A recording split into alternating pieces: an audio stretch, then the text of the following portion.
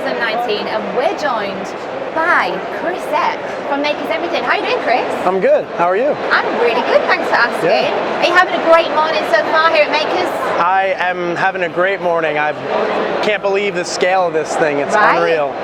It's amazing. Massive. Massive. Not gonna lie, I definitely got lost when I came in. But you know what? Life's for living. So Chris, can you tell us, what is your latest project? Are we allowed to know? Have you got something coming up in line? Anything you want to share? Your most recent thing? Yeah, I'm working on a big table right now, 12 feet by 4 feet, so pretty massive. Very big. For a conference room, and and then I'm building a house soon.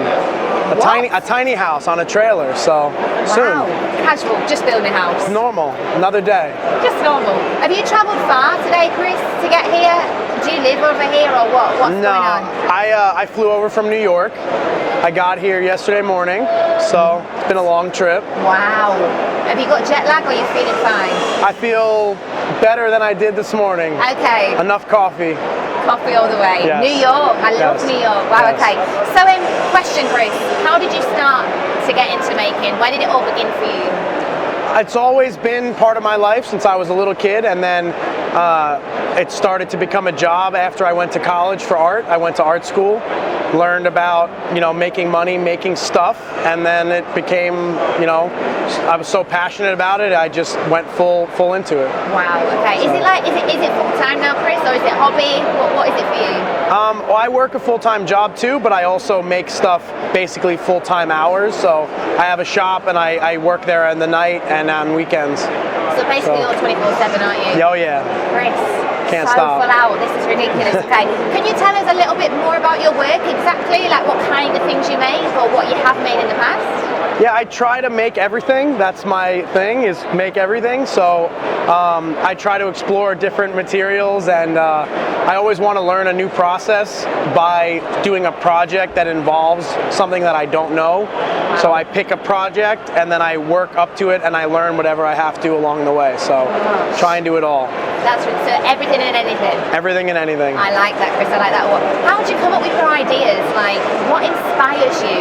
What do you do? What makes you think, you know what, I need to make this? How do you get the idea?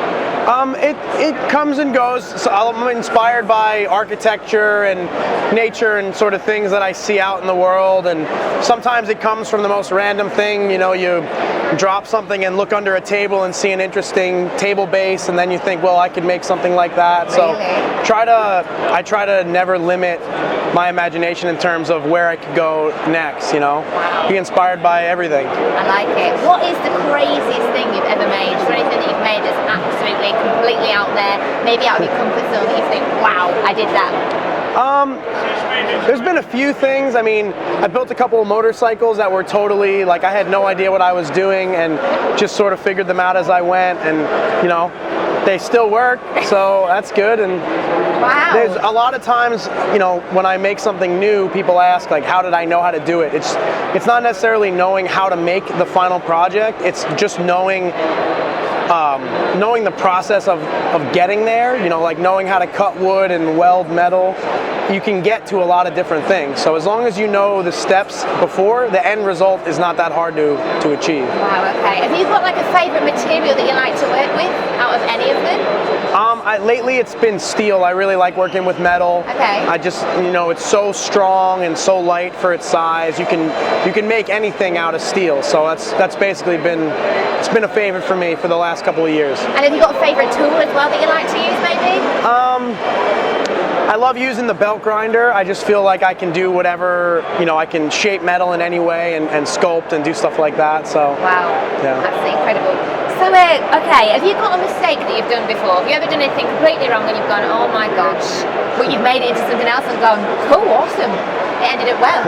Yeah, I've made a lot of knives. I like to make kitchen knives and chef's knives, and occasionally I'll like mess up the tip or the heel, and I have to totally reshape the whole knife, and then when I'm done, I think, well, this looks way better than what I was going to make in the first place. And it's always a nice, when you can get to a nice result out of a mistake, it's always fun. Dreamy, I can imagine. Do you do any teaching, Chris? Do you teach anyone? Do you want to like pass on your passion to anyone else? Or? Yeah, so I teach woodworking and I teach welding at my shop, and then I have a YouTube channel where I do mainly education, and I like to share my whole process and any of the tricks and tips that I have. You know, it's all about taking the knowledge that, you know, I have and everyone else, all the other makers have, and we should share that with everyone, you know. Yeah. Get it out there. So inspiring. Now, how long does it usually take you? I mean, I'm sure it changes massively.